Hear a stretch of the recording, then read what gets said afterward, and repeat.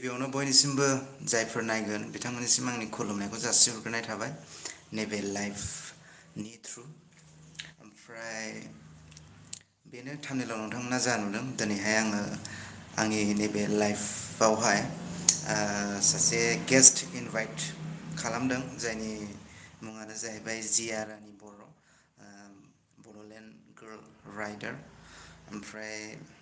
बिथांखौहाय आं आंनि नैबे लाइभआवहाय दिनै नोंथांमोनजोंहाय फंनैसो बिथांजोंहाय बिथांनि सोमोन्दै आं मोननै मोनथामसो माखासे कुइसन्सफोर आङो नट खालामदों स' बे कुइसन्सफोरखौ आं बेनाव सोंगोन लोगोफोर नोंथांमोना नायलांबाय थादो ओमफ्राय आं बे समावहाय जिया रानिनोबो आङो लिंकखौ हरबाय ओमफ्राय जिया रानि बर'आ प्लिज नायदोंब्ला बे समावहाय नोंथांखौ आं इनभाइट खालामो अननानै प्लिज बे समाव नोंथाङा नुजाफैनो हासिगोन आंनि नैबे लाइफआव आरोना ओमफ्राय अडियेन्सफोरजोंहाय एसे इन्टारेक्टिं खालामसै ओमफ्राय माखासे कुइसन एन्सारखौहाय नोंथांजोंहाय खालामसै आरोना स' please you can come now in this live.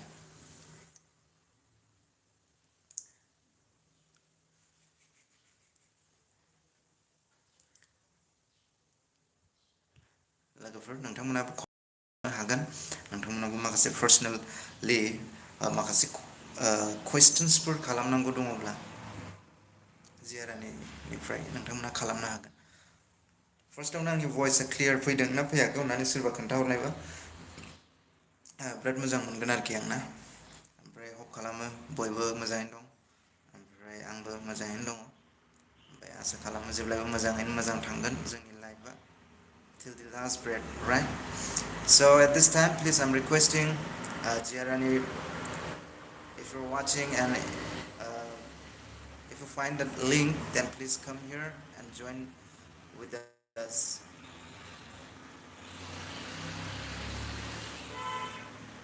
I'm considering link हरबावनि Jiya Rani, okay? Just keep watching, guys. Invite guest. Let's go.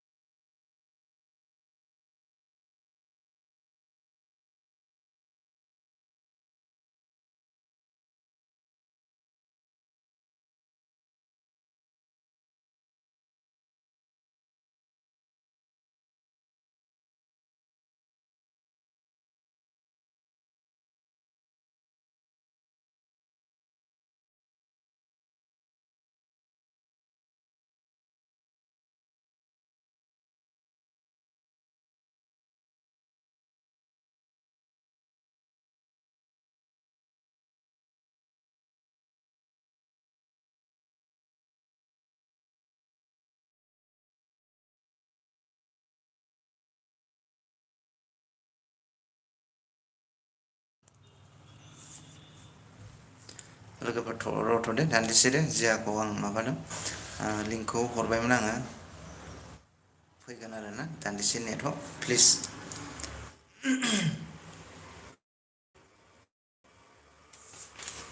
माखासे कुइसन्स नट खालामदों आं जिया रानिनि थाखाय आं बे कुइसन्सफोरखौ सोंगोन ओमफ्राय नोंथांमोनाबो कमेन्ट्स खालामदो ओमफ्राय हायोबा शेयार लाइकखौथ' खालाम ओमफ्राय चेनेलाव दाबो जुदि नोंथांमोना गोदानब्ला अननानै प्लिज साबस्क्राइब खालाम सापर्ट खालाम आंखौबो जाहाथे आंबो बिदिनो साबसिनाव साबसिन नोंथांमोननि थाखाय एन्टारटेनिं एन्ड नलेजेबोल एन्ड या बेफोरबायदि भिडिअसफोरखौ आं नोंथांमोननि सिगाङाव प्रेजेन्ट खालामनो हानाय बायदि राइट स' लेट मी डु वान्स एगेन खनसे आं इनभाइट खालामबावनि जिया रानि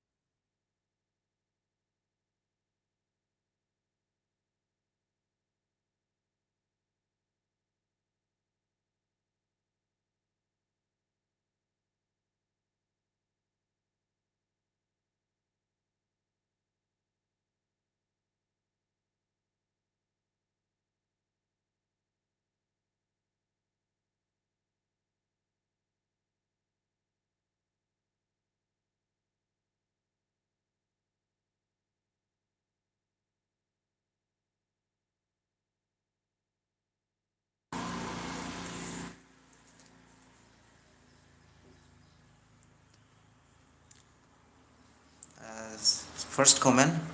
Okay.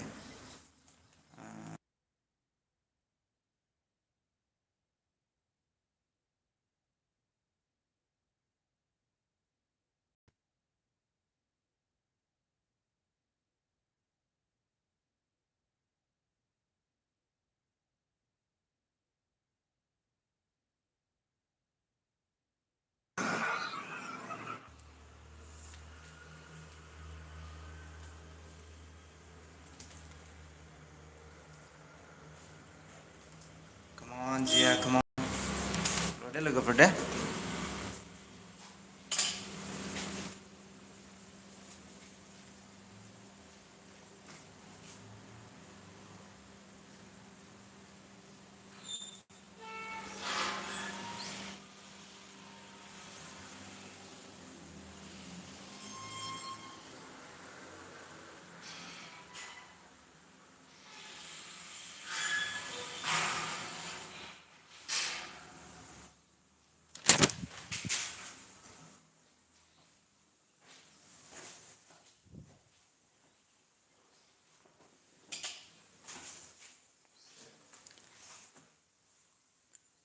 एक सेकेन्ड ना. Just wait, okay? Just wait few minutes. Okay, आं जियाखौ फन खालामबावनि दे 1 minute.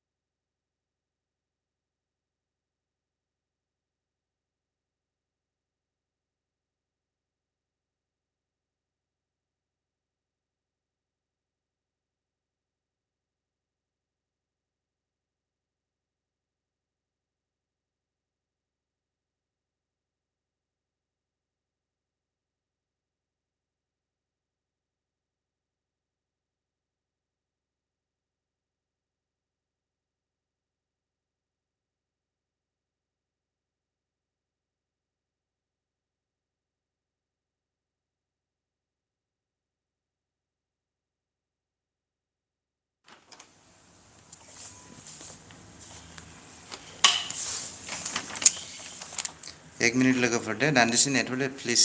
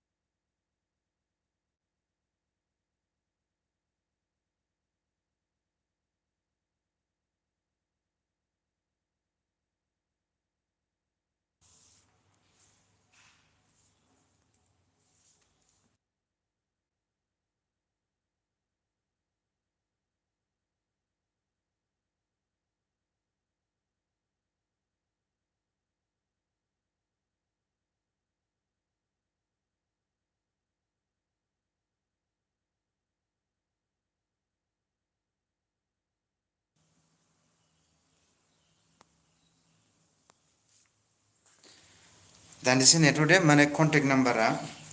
जे चेनेलजों इउटुब चेनेलखौ खुलिदों बे चेनेलनि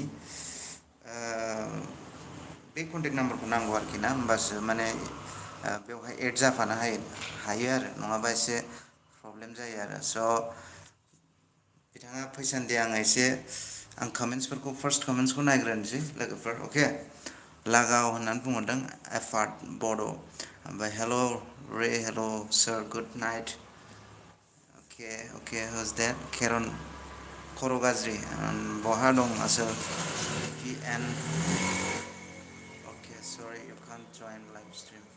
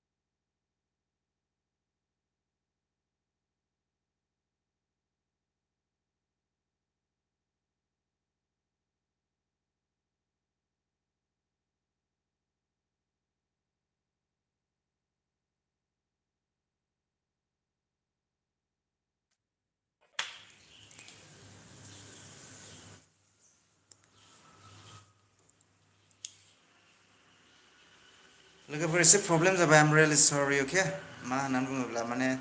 एसे नेट प्रब्लेमनो ओमफ्राय नाम्बार्सफ्राबो एसे माने कानेक्ट जाया जाया जादों आरोखि ना कानेक्ट जायाखै जाहैदों होमब्लाबो माने बिथांजों रायज्लायनो हागौमोन आरो बिथांनि खाथियाव जुदि सोरबा इउटुबार्सफोर दङब्ला आं बेनो हरगौमोन आरोखि आं खनसे खालामनायबावनि ट्राइ खालामबावनायावलाय आरो माथो नङा होमबा खनसे ट्राइ खालामबावनि ओमफ्राय जेरैबाबो एसे सेस्था खालामनायबावनोसै आरोखि ना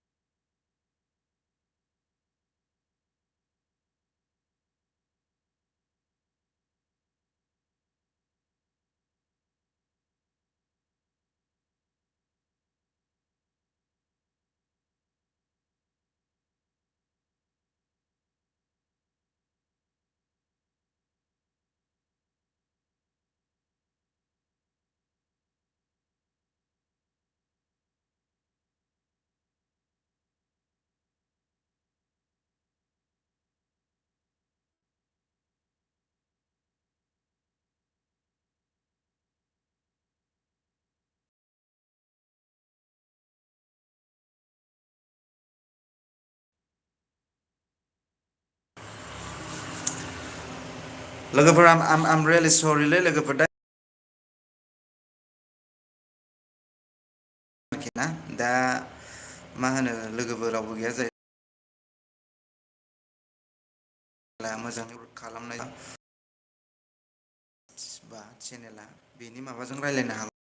चेनेलनि चेनेलनि थ्रु बिथांजों रायलायनो हागौमोन बाट आनफर्चुनेटलि रावबो गैया जाहैबाय खाथियाव इउटुबार स' I'm really sorry notification थांबायमोन नोंथांमोना बाट at evening I'll try again to interact with her and I'll ask her I have few questions I her so I'm really super excited to ask those questions to her so hope you guys will definitely will back you guys definitely will back at evening to whatever friends I'm really sorry once again I'm telling you but logofer डिउटिया डे नामा bro okay okay आं मोनसे कमेन्ट्सफोरखौ फरायबावनोसै ना क्या कर रहे हो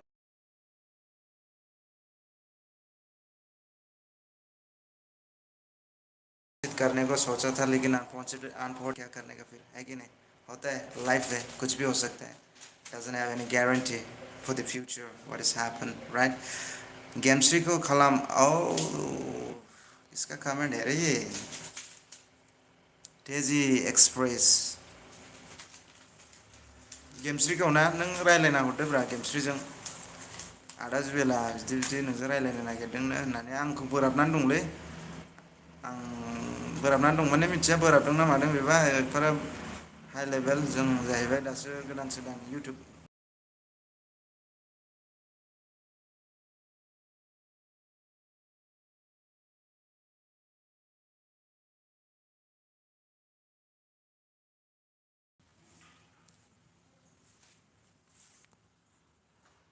मादै मा खबर मोजांलै फुदै बिएस डिउटि ओमफ्राय मा ओंख्रि ब्र ओंख्रिया माबासोमोनलै जिंखा आलु ओमफ्राय दावदै भाजा हारसिं संनानै जानायनि रोखोम रोखोम जाखायो आंबो संनानै जानायाव फाग्लासो कुकफ्राबो हास्लाबनाय नङादां आइटेम्सफोरखौ बोरै बोरै बानायगोन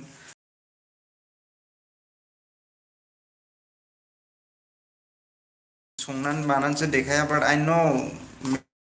many kinds of food items vegetables non-vegetables फोरखौहाय मा रोखोम बानायनांगौ आंनावबो आइखौ आंबो जानो हायो खिन्थु प्रपार माने डिस नङा आरो बेयो एखे आंनि आलादा मोनसे डिस आरोखि ना गासिबो मोनसे आंनि पार्सनेल जोंनि नाफामफोरनिबो डिस दङ खिन्थु आं रोखोम रोखोम डिस बानायनो गोरों आरोखि ना सथ' मथ' दखान होनानैबाबो जानो हायो एथ'ग्राब जानो हाद्रायै नङा बाट खिन्थु टपिकआथ' दिनैना दस्रामोन मा खालामबावनो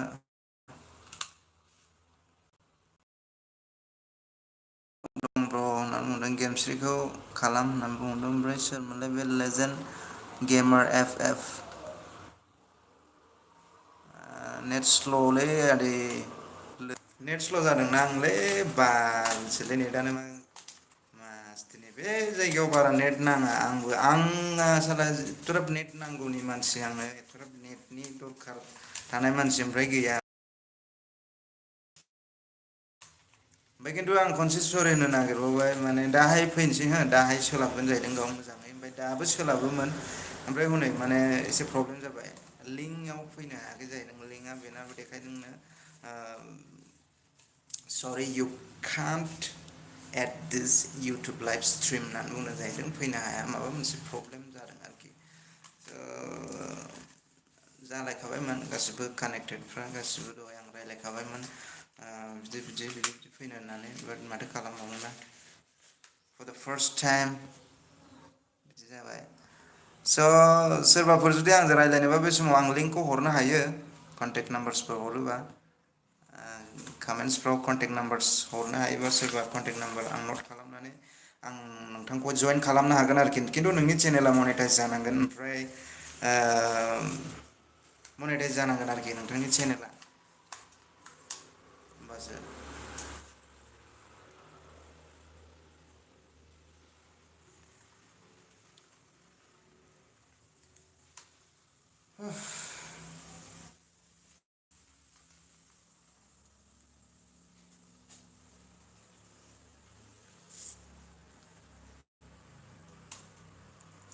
क्या करूं हौले हौले जो मेरा दिल का है।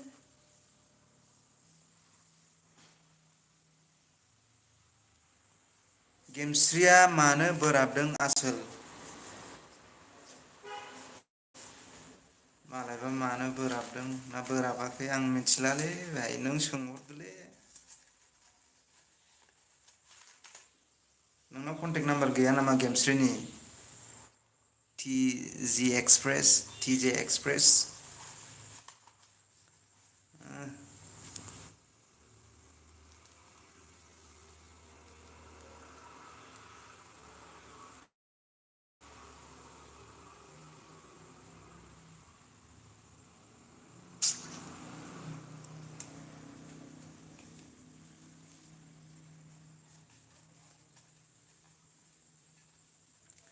जिखुनु लोगोफोर माथो खालामबावनो आं स्टप खालामसै नामा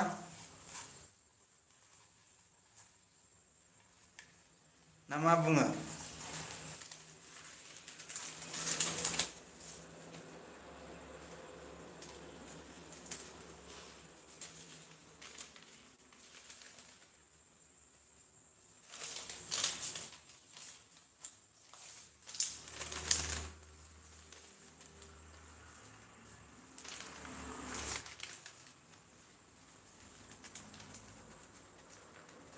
जिखुनु र' आं सासे लोगोनो लिंक हरनायनि दे लोगोफोर दे सासे लोगोनो लिंक हरनानै जों रायज्लायहरनोसै दे रायज्लायथ'लालै बे डान्समारि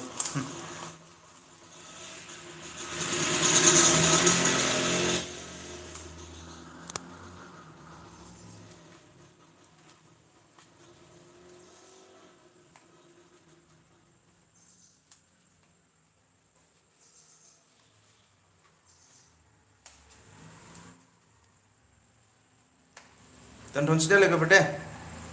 टाटा माने टपिकआ आं जिया रानिजोंसो रायज्लायगौमोन नालाय ओमफ्राय दा गोदाव सोराव मा रायज्लायनो मानो जायो गोदाव सोराव नङा होमबा दा बेलासियावहाय बयबो फैदो जिखुनु टाइमाथ' फिक्स नङा टाइमनि खोथा रायज्लायाखै दाबो दा जिखुनु बेलासियाव 6टा 7टा दा खयथा जाखो 8टाफोरबो जानो हागौ अके 8टाफोर नायनोसै ओमफ्राय 7टा 8टा बा 9टाफोर बायदियाव फैनो हाबाबो नोंथांमोना जुदि नटिफिकेसन मोनहैयोब्ला जइन जादो प्लिज ओमफ्राय भिडिअखौ लाइक शेयार कमेन्ट साबस्क्राइब खालामदो अके स' see you at next live till then take care and always smile be happy